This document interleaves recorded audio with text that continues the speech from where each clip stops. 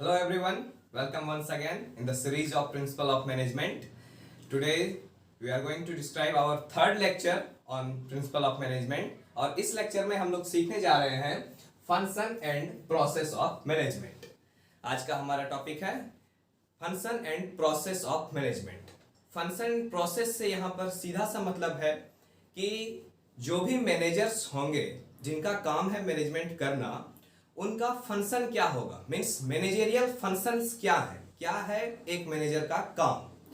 तो जैसा कि मैंने आप सबको पहले भी बताया कि मैनेजमेंट को ही डिफाइन करने में अभी तक डिसएग्रीमेंट रहा है कि मैनेजमेंट का एक्चुअल डेफिनेशन क्या होगा। अलग अलग थिंकर्स, अलग अलग फिलोसफर्स, अलग अलग जो भी मैनेजमेंट को स्टडी कर रहे हैं, उन्होंने अपना अलग अलग डेफिनेशंस दिया। तो जब उनके डेफिनेशंस में डिसएग्रीमेंट है तो ये सिंपली इंप्लाई करता है इस बात को कि जो मैनेजरियल फंक्शन होगा उसमें भी काफी जो है कि डिफरेंस होगा अलग अलग थिंकर्स के डेफिनेशंस में। तो बहुत सारे थिंकर्स हैं जिन्होंने कि मैनेजमेंट के फंक्शन को, प्रोसेस को, जो मैनेजरियल फंक्शन है, इसको डिस्क्राइब करने का कोशिश किया। अभी हम लोग यहाँ पर देखने वाले हैं तीन जो है कि थिंकर्स जिनके द्वारा मैनेजरियल फंक्शंस दिए हुए हैं, जिन्होंने डिस्क्राइब किया है मैनेजरियल फंक्शन को।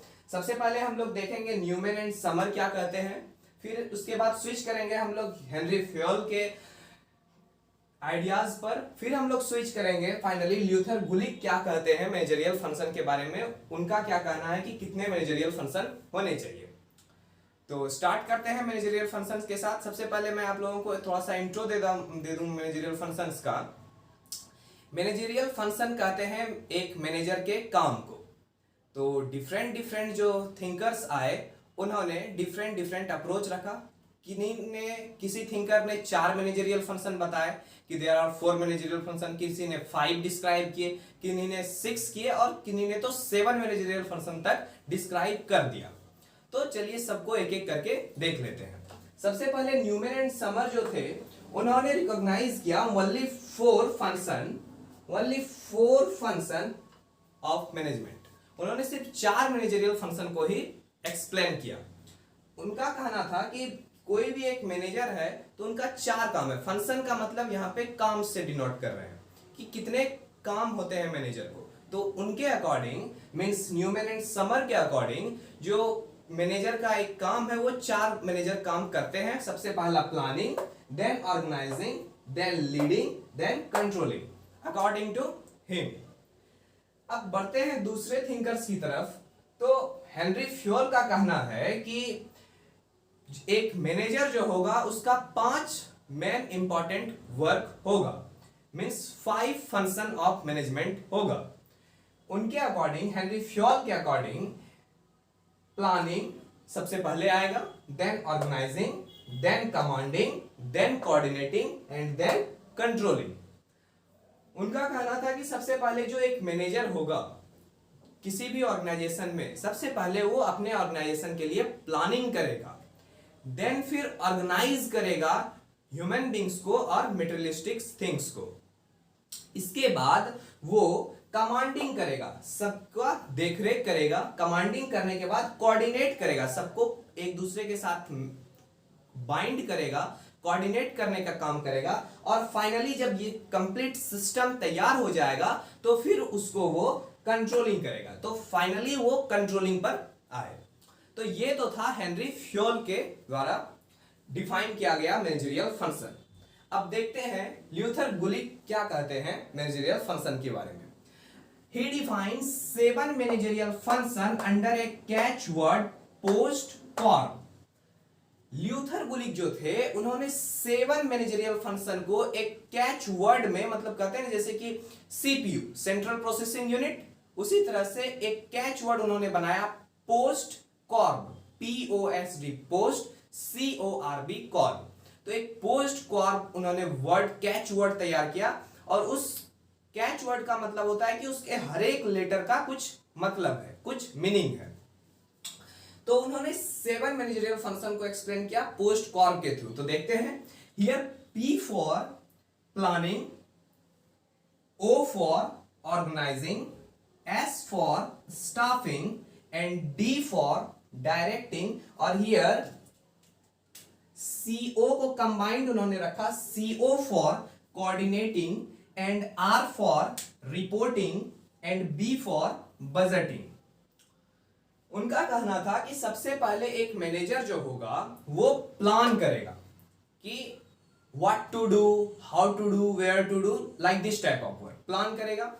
देन फिर वो ऑर्गेनाइज करेगा चीजों को फिर ऑर्गेनाइज करेगा एक बेटर वे में। उसके बाद वो स्टाफिंग करेगा, अपने हर वर्क को वो डिस्ट्रीब्यूट करेगा अपने फर्म के स्टाफ के बीच, स्टाफिंग। देन फिर वो डायरेक्ट करेगा and then after coordinate, then reporting, then budgeting. तो ये तो था ल्यूथर गुलिक का explanation on function and process of management, कि एक मैनेजर जो होगा उसका क्या फंक्शन होगा, क्या काम होगा। आई होप आप लोगों ने अभी समझ लिया होगा कि अलग अलग जो थिंकर्स हैं उनकी क्या राय है मैनेजरियल फंक्शन को लेकर।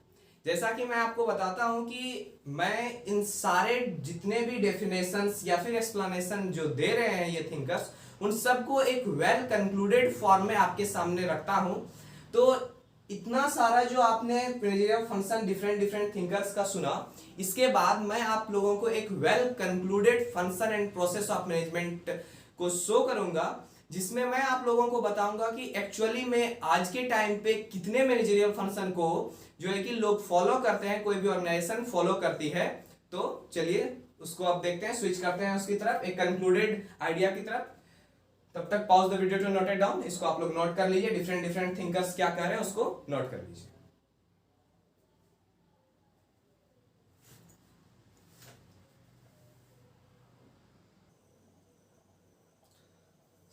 अब देखते हैं एक वेल कंक्लूडेड मैनेजरियल फंक्शन कि इतने सारे थिंकर्स के जब मैनेजरियल फंक्शन को देख लिए, तो अब आते हैं एक थोड़ा सा रिलैक्सिंग वे में ये देखते हैं कि एक्चुअल में अभी कौन सा मैनेजरियल फंक्शन को इंप्लीमेंट करना सही रहेगा आपके ऑर्गेनाइजेशन के लिए।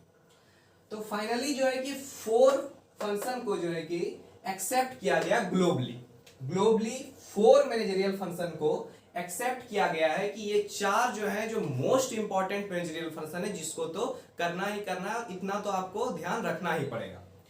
तो फर्स्ट जो मैनेजरियल फंक्शन है वो है planning, second organizing, third one is directing and the last one is controlling. तो ये जो 4 मैनेजरियल फंक्शन है ये ग्लोबली एक्सेप्ट किया गया है, मतलब कि पूरे वर्ल्ड में इस 4 मैनेजरियल फंक्शन को लोग मानते हैं और इसके अकॉर्डिंग वर्क को एग्जीक्यूट करते हैं अपने फर्म में, अपने ऑर्गेनाइजेशन में। क्लियर है? तो देखते हैं सबसे पहले प्लानिंग क्या होता है।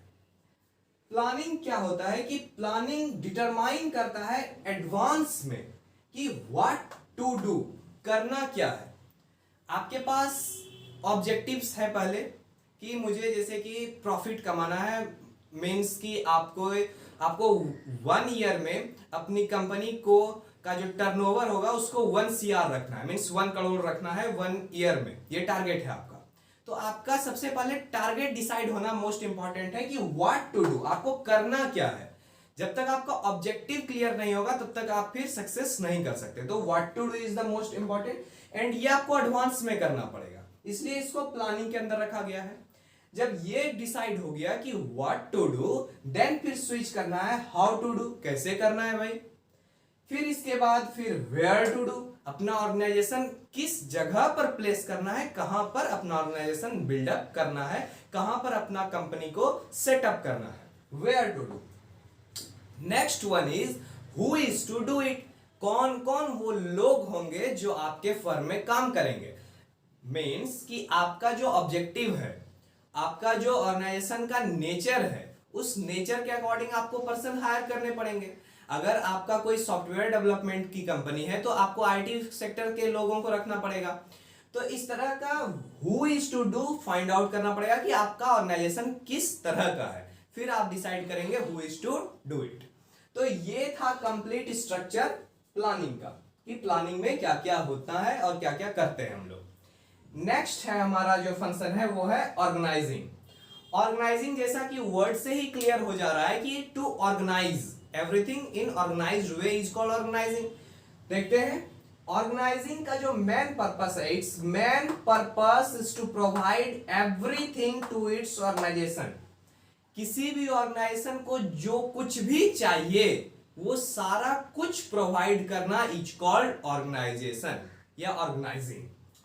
तो एक ऑर्गेनाइजेशन को जो कुछ भी नीड है वो सारा नीड को प्रोवाइड करना, मतलब सब कुछ उसको लाकर देना, that is called organising.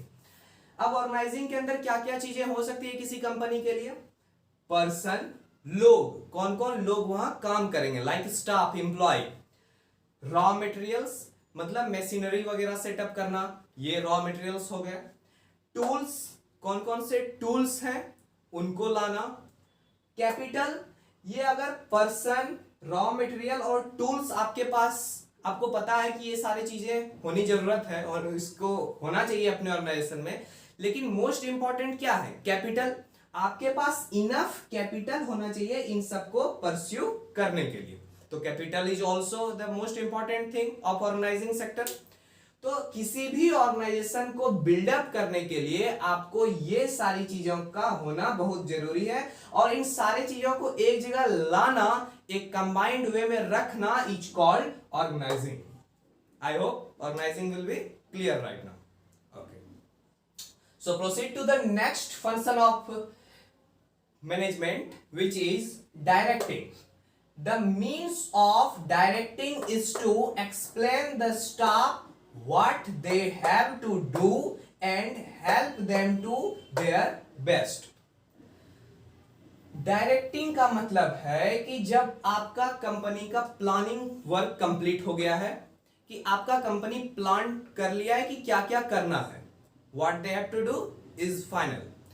After plan has been made, plan बन चुका है, ऑल थिंग्स इज ऑर्गेनाइज्ड, सारी चीजें ऑर्गेनाइज हो गई है। तो जब प्लान बन चुका है और सारी चीजें ऑर्गेनाइज हो गई है, अब जो आता है मेन पॉइंट किसी भी ऑर्गेनाइजेशन का, इसको ग्रो करवाने के लिए, that is directing. Means what they have to do, वो क्या करेंगे। आपके ऑर्गेनाइजेशन में जितने भी स्टाफ हैं उनको आपको बताना पड़ेगा कि वो क्या करेंगे, what they have to do and help them to do their best।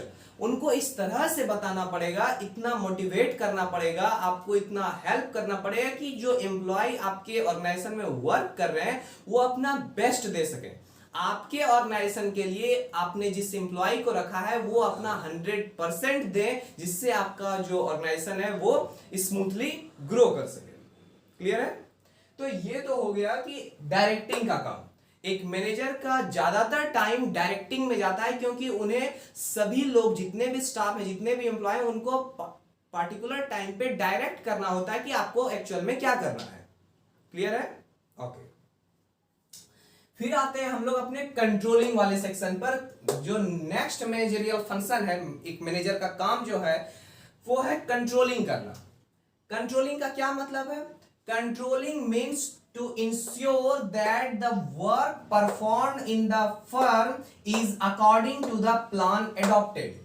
आपने अपने ऑर्गेनाइजेशन के लिए जैसा प्लान किया है, जो भी प्लान आपने किया था अपने ऑर्गेनाइजेशन के लिए, क्या उस प्लान के अकॉर्डिंग वर्क हो पा रहा है?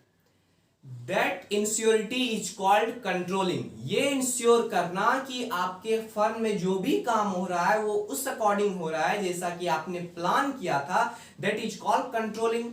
अब कंट्रोलिंग करने के लिए आपको 2-3 बातों को ध्यान में रखना पड़ेगा। कंट्रोलिंग करने के लिए आपको सबसे पहले एक स्टैंडर्ड तैयार करना पड़ेगा। एक स्टैंडर्ड मीन्स आपको हर एक एम्प्लॉय को ये बता देना पड़ेगा कि आपका जो लिविंग आवर होगा, जब आप मतलब लास्ट टाइम में जब आप कंपनी से जा रहे होंगे घर जाने के टाइम, उस टाइम तक आपका ये जो है कि ये 10 फाइल का वर्क कंप्लीट हो जाना चाहिए। That is setting standard. आपने एक स्टैंडर्ड सेट किया कि हाँ 10 फाइल जो है कि सॉर्ट आउट हो जानी चाहिए, तो दैट इज अ स्टैंडर्ड आपने सेट कर दिया। ये कंट्रोलिंग का फर्स्ट स्टेप है। सेकेंड स्टेप में आप फिर मेजर करेंगे उस पूरे दिन के जितने भी एम्प्लॉय ने वर्क किया, क्या उन्होंने उस स्टैंडर्ड के अकॉर्डिंग वर्क किया। तो that measurement is the second step of controlling. And third step is what, एक अच्छा मैनेजर वो होता है जिसने कि जो अपने एम्प्लॉय को हमेशा इंकरेज करे, मोटिवेट करे। अगर किसी एम्प्लॉय ने 10 फाइल की जगह 12 फाइल को कर दिया कंप्लीट, तो आप उन्हें जो है कि कुछ बोनस प्रोवाइड करवाएं कंपनी की तरफ से, उनको हेल्प करें, सपोर्ट करें हायर लेवल पे जाने के लिए। तो ये कंट्रोलिंग का थर्ड स्टेप है। और अगर इसी का दूसरा रूप देखें तो अगर किसी एम्प्लॉय ने अपने स्टैंडर्ड के अकॉर्डिंग वर्क नहीं किया है तो फिर उन्हें पनिशमेंट भी करना है। तो कंट्रोलिंग का ये 3 स्टेप हो गया। सबसे पहले एक स्टैंडर्ड सेट करना कि हाँ आपको इतना काम करना है। सेकेंड स्टेप की आपको मेजर करना कि हाँ जितना स्टैंडर्ड रखा गया था उसके अकॉर्डिंग वर्क हुआ कि नहीं हुआ। एंड थर्ड वन इज आपको या तो प्रमोट करना है या फिर पनिश करना है अगर उनने उस स्टैंडर्ड के अकॉर्डिंग काम किया या नहीं किया, उसको देखते हुए। तो ये था हमारा कंट्रोलिंग वाला सेक्शन कि इस तरह से हम लोग कंट्रोलिंग को करेंगे।